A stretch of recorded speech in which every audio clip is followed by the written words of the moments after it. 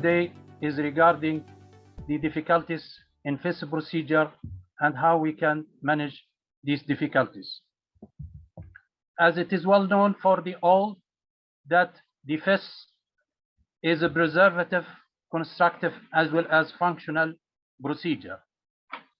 This needs to be as easy as much as possible to get this goal and aim. This is the major aim for this procedure. This means that more easy procedure so we can achieve the goal of the preservation of the tissue. Therefore, these difficulties should be recognized and managed properly. In fact, in this presentation, I tried to describe these difficulties according to my experience, practical on experience of 25 years. First of these difficulties, actually, which I faced in my practical experience, is the difficulty to get a sufficient surgical access, as it is well known that the FESS, to be done perfectly and safely, should be done with a good surgical access. Access to be able to identify the anatomical contour of the paranasal sinus as well as the base of the skull. The limitation of the access means unsafe procedure and more difficult procedure, and by the end we end with the failure to achieve the main aims of this procedure. The limitation of the access could be due to either deviated nasal septum, hypertrophied inferior turbinate, extensive nasal polyposis, or middle turbinate abnormalities, which could be due to the concave bullosa or paradoxical middle turbinate or hypertrophied middle turbinates. How we can manage this difficulty? Regarding the deviated nasal septum, it can be as simple as much as possible managed by the septoplasty procedure, which can be performed on the same session, just endoscopically, by the creation of the Killian incision at the site of the deviation, and subsequently the deviated part either it is removed or displaced and corrected. Regarding the hypertrophied inferior turbinates, in fact, the inferior turbinate, hypertrophied inferior turbinate will interfere with the proper accessing if it is more than two thirds of it is hypertrophied, and this will block, in fact, will block the 2/3 of the nasal cavity that interfere with the proper sufficient accessing of the middle meatus, which is the main aim of the FESS procedure, particularly if we are using a telescope of a size diameter 4 millimeters or more. This difficulty can be managed also endoscopically either by the out fracture of the hypertrophied inferior turbinates or tympanoplasty or partial inferior turbinectomy, which done by the resection of 1/3 of the hypertrophied inferior turbinates or less than 1/3. In fact, and indeed, that the first and the third steps are more easier from the time point of view, for the sake of the time point of view, as compared to the third step. Nasal polyposis, the extensive nasal polyposis, we mean that the Malteser score in between 3 to 4, or Lambda-K score of 3. This will obliterate the gate that will interfere with the sufficient accessing and the differentiation of the proper differentiation of the anatomical structures.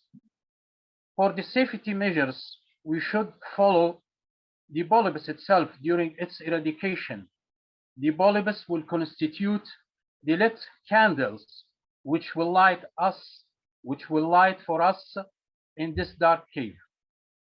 The polypectomy, it will be done either by the microdebriders or by the conventional ways, as it is well known for all that the use of the microdebrider or Schaeffer's will be more helpful and safer as compared to the conventional ways. The abnormal middle turbinates, the middle turbinate is constituting decider for the middle meatus. It is the major part of the osteomyelial complex. If the middle turbinate is bulky, as it is happened in the hypertrophied middle turbinate or the concave losa of the middle turbinate, or laterally turned, as in the case of the paradoxical middle turbinate, this will interfere with the achievement of the proper access to the middle meatus, particularly if you are using the telescopes of size 4 millimeter or more. Hypertrophied middle turbinates can be managed just by the resection of its lower third. The concave losa can be managed by the resection of its lateral half. But sometimes after the resection of the lateral half of the concave losa, the residual part of the middle turbinate will become more unstable and floppy. At this moment, we can decide for the complete resection of the concave losa.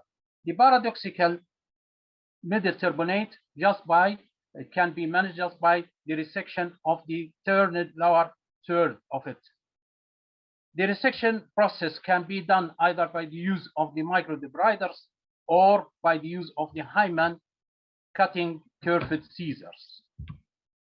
The second difficulty is to confirm whether we are in the anterior ethmoid region or in the posterior ethmoid region, where we are exactly. This is very important because for the purpose of the safety of the procedure, we have to identify ourselves as a surgeons where we are. We have frequently asked ourselves where we are. As a practical guidelines to manage this difficulty can be managed by these steps. Following of these steps, the preservation of the most lateral part of the uncinate process, this will constitute the first resection line. The preservation of the most lateral part of the bulla terminalis, this will constitute the second resection line.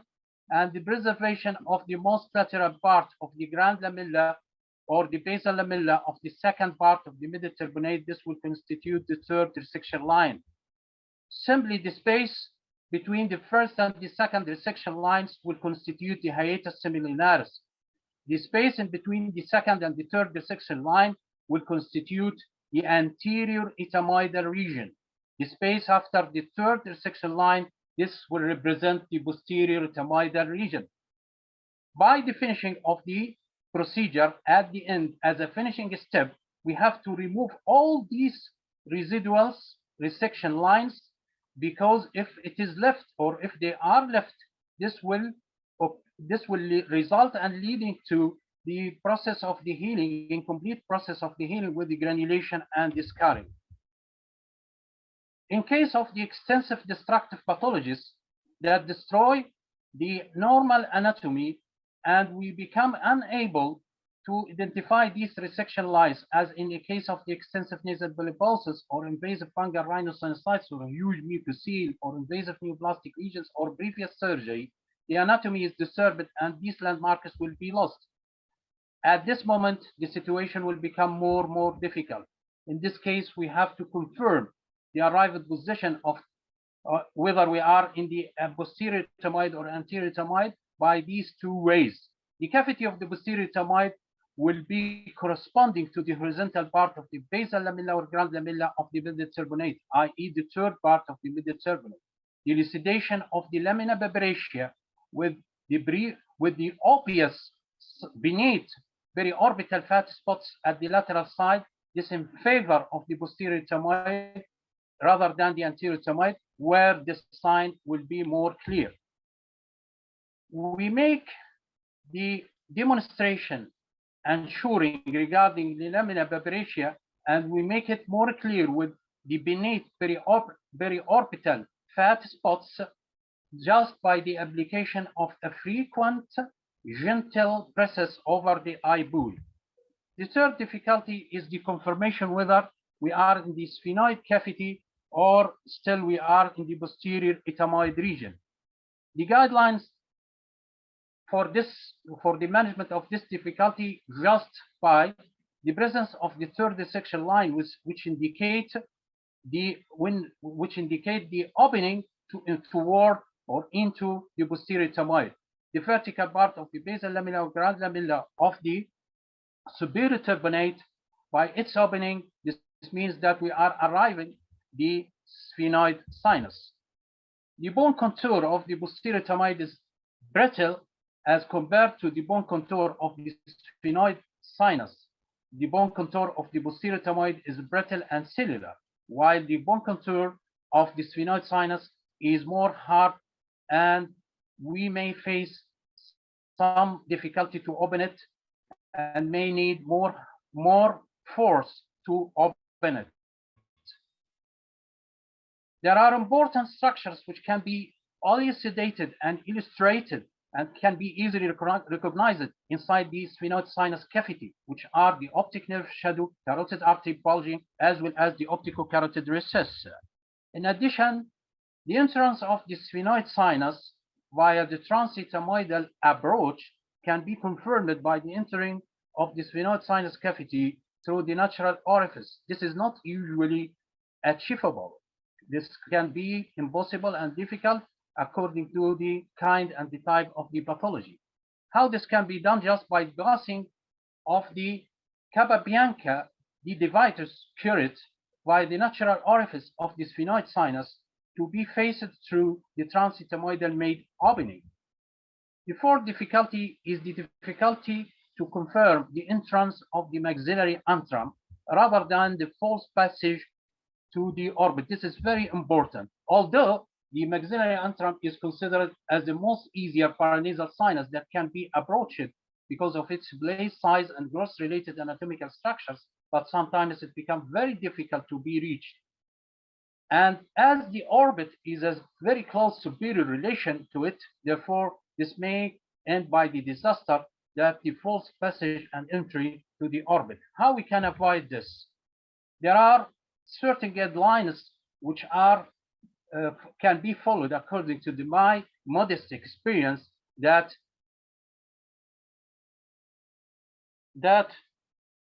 from the coronal views of the paranasal sinus CT scan, we can assess the distance in between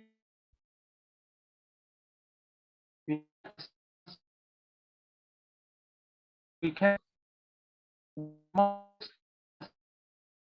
floor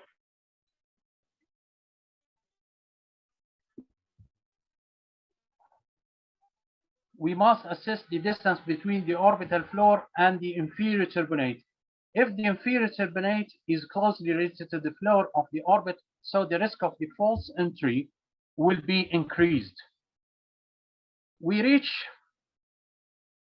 have to research probably for the natural orifice of the maxillary antrum just above the inferior turbinate and along the tract of the hiatus semillunaris, in between the remnant part of the uncinate process, which represent the first section line and the secondary section line, which is the bulla intermedialis, just by using of the V-elegant curved anterosection tube. We also, when we arrive the cavity, we have to ask ourselves a very important question, that this cavity is a maxillary antrum, real maxillary antrum, or it is orbit. We have to confirm this. So this can be confirmed just by the using of the V-elegant suction tube or custom nerve probe or capa bianca dividus anterior curate, just to assess the roof of this arrived cavity. Is it bony, hard structure? Is it bony, hard structure, or it is soft? If it is bony, hard structure, this indicates that we are arriving the correct cavity, which is the maxillary antrum. We have to confirm the site of the orbit. Also, we can do more confirmation for the site of the orbit just by the application of the frequent gentle presses over the eyeball. The fifth possible difficulty is the presence of the supraorbital cell, which might be confused with the frontal recess or the frontal sinus. And this difficulty can be overcome just by the proper studying of the CT scan preoperatively, just to elucidate the exact relation of the supraorbital cell with the frontal recess and correlate the intraoperative findings with the findings in the CT scan. We must put in our mind, generally, there is a base that is supraorbital cell is usually lateral and posterior. while the frontal recess is present medial and anterior. Sometimes the situation will become so difficult and we need the interference with the navigated visual system.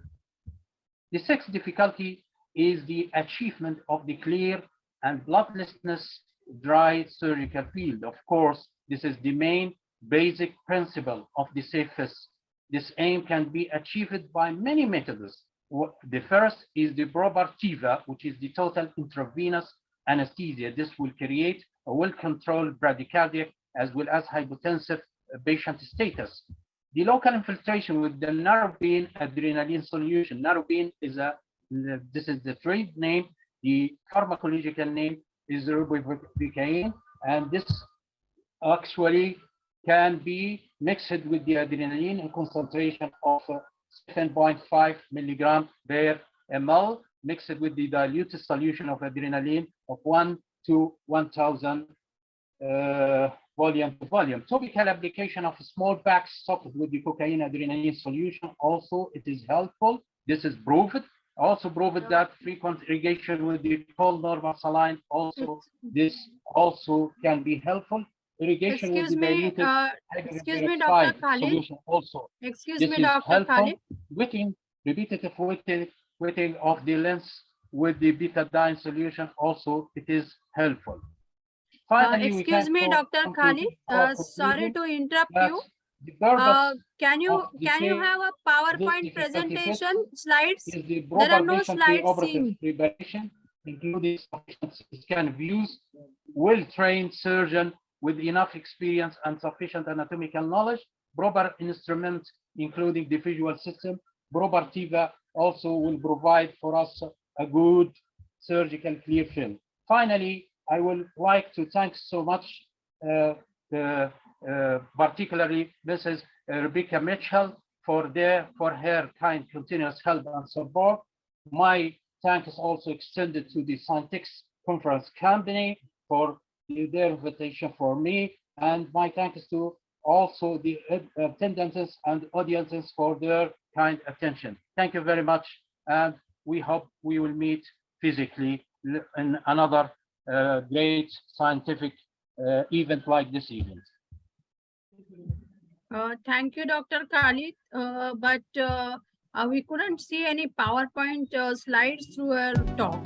We tried to tell you, but somehow the message is not.